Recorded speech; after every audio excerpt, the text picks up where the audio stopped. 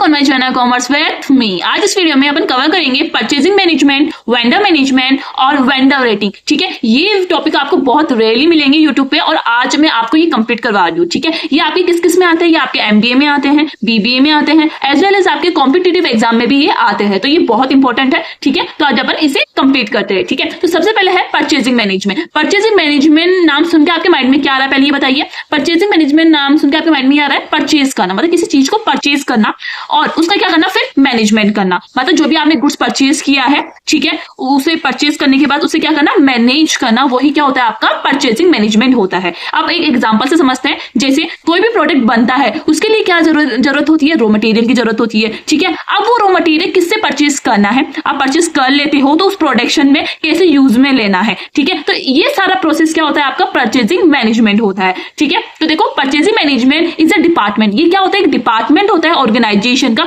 जो किसके लिए रेस्पॉन्सिबल होता है, परचेजिंग एक्टिविटीज के लिए रेस्पॉन्सिबल होता है। जैसे है आपकी एक कंपनी है बिस्किट बनाने की, जिसमें मतलब बिस्किट बनाते हो तो आपको क्या क्या रॉ मटेरियल की जरूरत पड़ेगी। जैसे आपके रॉ मटेरियल की जरूरत, फ्लोर की जरूरत पड़ेगी, कच्चा आटा, ठीक है, और आपकी शुगर की जरूरत पड़ेगी, आपके वनीला एसेंस की पड़ेगी। मतलब ऐसे रॉ मटेरियल जो आपके प्रोडक्ट में बनाने में यूज में आते हैं, तो वो प्रोडक्ट कहाँ से परचेज करना है। तो परचेजिंग मैनेजमेंट क्या करता है, उन रॉ मटेरियल को परचेज करता है अलग अलग वेंडर से। ठीक है, वही क्या होता है आपका परचेजिंग मैनेजमेंट होता है। परचेजिंग मैनेजमेंट इट्स मीन्स कि ऐसा मैनेजमेंट जो किससे डील करता है, जो भी परचेजिंग एक्टिविटीज होती है ऑर्गेनाइजेशन की, उनसे डील करता है, वही होता है आपका परचेजिंग मैनेजमेंट। वीडियो लेंथी हो गई है पर आपको समझ में आ गया होगा। ठीक है, तो अब अपन देखते हैं purchase is most important function in any organisation. जो भी ऑर्गेनाइजेशन हो, किसी भी टाइप की ऑर्गेनाइजेशन हो, परचेजिंग बहुत जरूरी होती है। मतलब किसी चीज को परचेज करना बहुत जरूरी होता है, क्योंकि आप प्रोडक्शन आप नहीं कर सकते जब तक आप रॉ मटेरियल परचेज नहीं करोगे, तब तक आप प्रोडक्शन स्टार्ट नहीं कर सकते किसी भी प्रोडक्ट का। ठीक है, तो परचेजिंग बहुत जरूरी है। तो उस जब भी आप परचेज करते हो तो उसका एक डिपार्टमेंट भी होना चाहिए ना,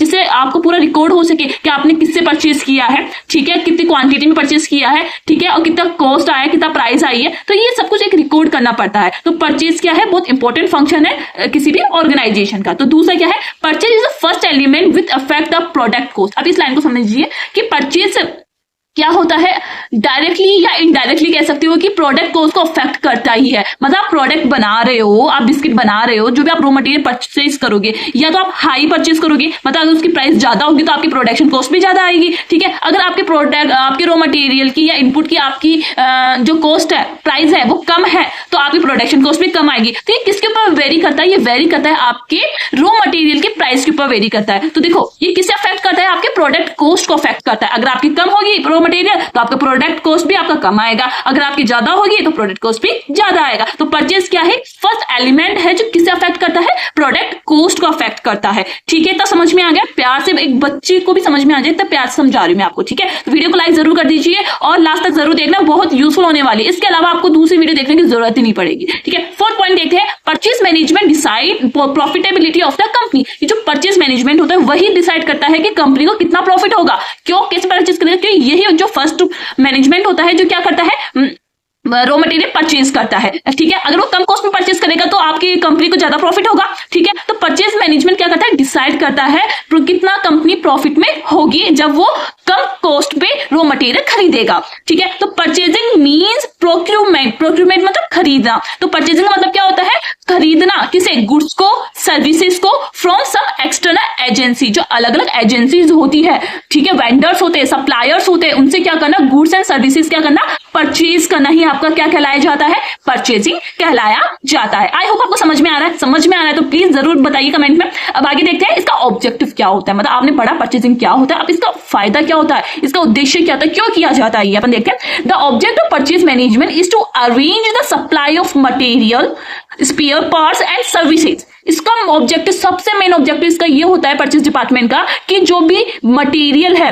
वो सप्लाई हो टाइम पे, जो भी पार्ट्स रिक्वायर्ड है प्रोडक्शन के लिए मशीन के वक्त, मतलब आप जो मशीन यूज में ले रहे हो अगर उसमें कोई पार्ट्स की जरूरत है उसका अरेंजमेंट करना, जो भी सर्विसेज है रिक्वायर्ड है, जैसे आप रिसर्च करना, ठीक से उससे रिलेटेड। ठीक है, तो ये सारा काम आपका परचेज डिपार्टमेंट की संभालता है। और semi finished goods required by the organisation to produce the desire product from some agency और सोर्स आउटसाइड द ऑर्गेनाइजेशन। देखो इसमें यही बोला है, जब तक आपका प्रोडक्ट बन के तैयार नहीं हो जाता, उसके अंदर जो भी रॉ मटेरियल्स की जरूरत होगी, जो भी स्पेयर पार्ट्स की जरूरत होगी और जो भी सर्विसेज की जरूरत होगी, जब तक वो प्रोडक्ट नहीं बन जाता, वो सारा कंट्रोल किसके अंदर में आता है? आपके परचेजिंग मैनेजमेंट के अंडर में आता है। तो आई होप आपको समझ में आ गया इसका ऑब्जेक्टिव क्या है कि अरेंज करना रॉ मटेरियल को, स्पेयर पार्ट्स को एट टाइम पे, विद इन द टाइम के अंदर क्या करना, वो सारी अरेंज करके देना ही इसका क्या होता है? ऑब्जेक्टिव होता है। ठीक है, अब फंक्शन देखते हैं कि इसका कार्य क्या होता है, इसकी रेस्पॉन्सिबिलिटी क्या होती है डिपार्टमेंट, परचेज डिपार्टमेंट की। ठीक है, क्या फंक्शन होता है? तो सबसे पहला होता है ऑब्टेनिंग प्राइजेस। ऑब्टेनिंग प्राइजेस का मतलब क्या है कि इसका काम क्या होता है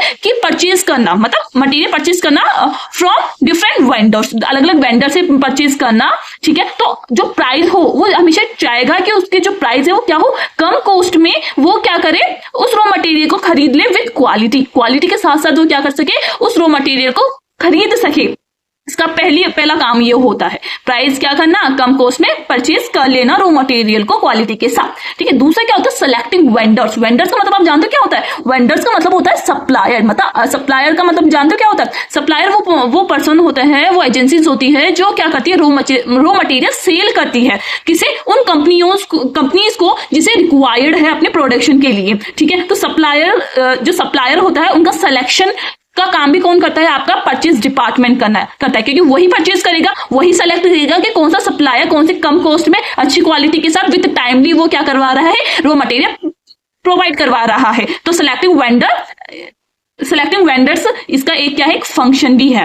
प्लेसिंग परचेज ऑर्डर। अब उसने क्या करा, प्राइस डिसाइड कर ली, उसने सप्लायर सेलेक्ट कर लिया कि इससे मुझे परचेज करना है। अब उसके बाद वो क्या करेगा, परचेज का ऑर्डर देगा किसे, सप्लायर का। तो सप्लायर को ऑर्डर देना भी किसका काम होता है? आपका परचेज डिपार्टमेंट का होता है। ठीक है, अब आपने ऑर्डर दे दिया, अब उसके बाद कुछ प्रॉब्लम्स आती है, कंप्लेंट्स आती है, जैसे कि सप्लायर बोलता है कि मैं होम डिलीवरी नहीं दे सकता। मतलब आपको अगर रॉ मटेरियल परचेज करना है, आप यहाँ से खरीद लीजिए, आपकी अपनी खुद की कोई ट्रांसपोर्ट लेके आइए और यहाँ से लेके चली जाइए, क्योंकि हम होम डिलीवरी नहीं देते। तो ऐसे कुछ कंप्लेंट्स भी होते हैं, उनका सेटलमेंट में कौन करता है? आपका परचेज डिपार्टमेंट ही करता है। ये क्या है, इसके फंक्शंस बता रही हूँ, ये क्या क्या करता है? प्राइस डिसाइड करता है, सप्लायर सेलेक्ट करता है कि कौन से सप्लायर से माल खरीदना है, और परचेज का ऑर्डर देता है, जो भी उसे रॉ मटेरियल खरीदना है उसका ऑर्डर देता है सप्लायर को, और जो भी कंप्लेंट्स होती है उनका सेटलमेंट भी करता है, जैसे टाइमली उन्हें पेमेंट करना। ठीक है, और जो भी प्रॉब्लम आती है at the time of purchasing, उन सबको क्या करता है, वो सॉल्व करता है। ठीक है, लास्ट क्या आता है, making and maintaining harmonious relation with vendor.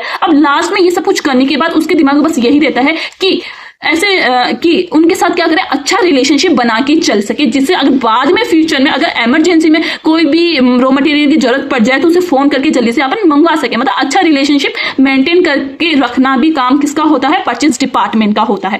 I hope आपको समझ में आ गया होगा कि परचेजिंग क्या होती है, परचेजिंग मैनेजमेंट क्या होता है। ठीक है, और इसके ऑब्जेक्टिव मैंने आपको बताया, इसके फंक्शंस एंड रेस्पॉन्सिबिलिटीज मैंने आपके परचेज डिपार्टमेंट की बताई। अब आप आगे देखते हैं। ठीक है, अब अपन इसके टाइप्स देखेंगे कि है ना, जो परचेजिंग है वो कैसे कैसे की जाती है। ठीक है, तो देखो दो तरीके से परचेजिंग की जाती है, एक होती है सेंट्रलाइज्ड परचेजिंग होती है, एक होता है डिसेंट्रलाइज्ड परचेजिंग। देखो सेंट्रलाइज का मतलब होता है सेंटर। तो देखो परचेजिंग डिपार्टमेंट या मैनेजमेंट क्या करता है, वो सप्लायर से क्या कर लेता है, माल खरीद लेता है और अपने वेयर हाउस में रख देता है। वेयर हाउस जानते हो क्या होता है, एक ऐसा प्लेस होता है जो भी वहां रॉ मटेरियल, कंपनी का रॉ मटेरियल रखा हुआ रहता है। अगर किसी भी डिपार्टमेंट को जरूरत होती है रॉ मटेरियल की, तो वो क्या करता है, वेयर हाउस में जाता है, वो वहां से क्या कर लेता है, रॉ मटेरियल ले लेता है। तो देखो सेंट्रलाइज परचेजिंग क्या होता है, सेंट्रलाइज परचेजिंग एक ऐसा टाइप है जिसके अंदर क्या किया जाता है, जो भी सप्लायर से माल खरीदा जाता है वो एक वेयर हाउस में रखा जाता है, और जहां जिस डिपार्टमेंट को जरूरत होती है वो एक सेंटर बन जाता है। ये क्या, एक सेंटर बन गया है इन चारों का, कि जो भी जरूरत होगी रॉ मटेरियल की वो यहाँ से ले लेगा।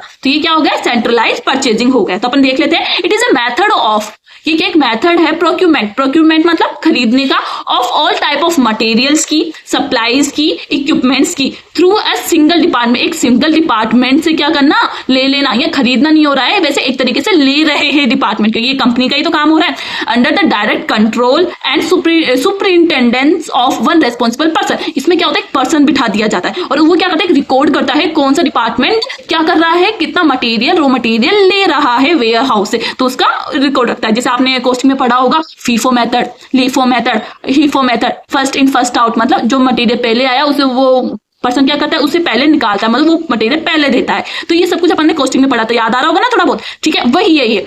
कि वेयर हाउस से क्या करता है, सुपरिटेंडेंट एक रिकॉर्ड रखता है कौन कितना मटेरियल ले रहा है। तो सेंट्रलाइज परचेजिंग में बस आप दिमाग में ये रखिए कि एक सेंटर होता है जहां से क्या करते हैं, सारे डिपार्टमेंट अपने रॉ मटेरियल लेते हैं एज पर द रिक्वायरमेंट, ठीक है। इसे एक हब सिस्टम भी बोलते हैं, तो इसे याद रखना, हब सिस्टम आ जाए तो इसका मतलब क्या है, सेंट्रलाइज्ड परचेजिंग होता है। अब लास्ट है इसका आपका परचेजिंग का, वो है आपका डिसेंट्रलाइज्ड परचेजिंग। डिसेंट्रलाइज्ड परचेजिंग का मतलब क्या हुआ, यहाँ एक डिपार्टमेंट नहीं होगा, यहाँ हर डिपार्टमेंट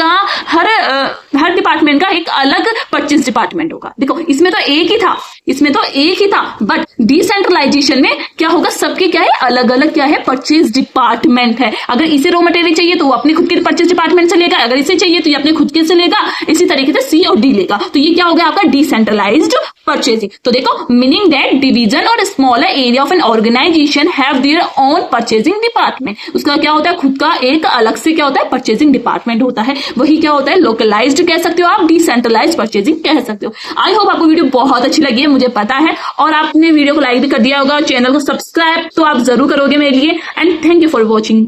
एंड नेक्स्ट वीडियो अपन देखेंगे वेंडर मैनेजमेंट क्या होता है, जैसे सप्लायर होता है ना, उसे कैसे मैनेज किया जाता है, ये अपन नेक्स्ट वीडियो में कवर करेंगे। Thank you.